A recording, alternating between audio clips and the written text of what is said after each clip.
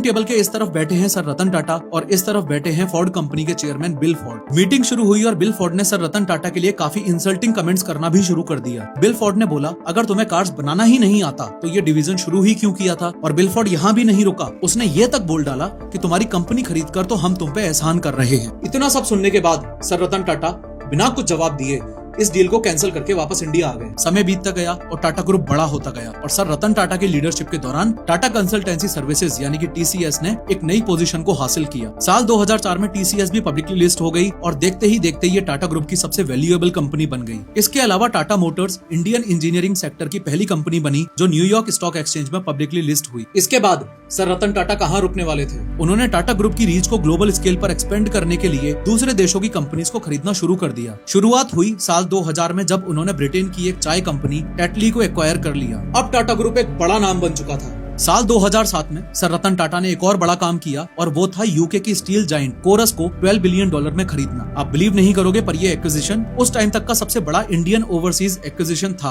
और इसने टाटा स्टील को दुनिया के टॉप स्टील प्रोड्यूसर्स में शामिल कर दिया। टाटा ग्रुप को ग्लोबल बनाने की इस कहानी का सबसे इंटरेस्टिंग पार्ट आता है साल 2008 में। हुआ कुछ ऐसा था कि साल 2008 में पूरी दुनिया में फाइनेंशियल क्राइसिस यानी कि मंदी आ गई थी और हालात इतनी खराब हो चुकी थी कि फोर्ड कंपनी दिवालिया होने की कगार पर खड़ी थी। फोर्ड कंपनी याद है ना, वही जिसने सर रतन टाटा की बेइज्जती की थी। लेकिन अब की बार सिचुएशन दूसरी थी।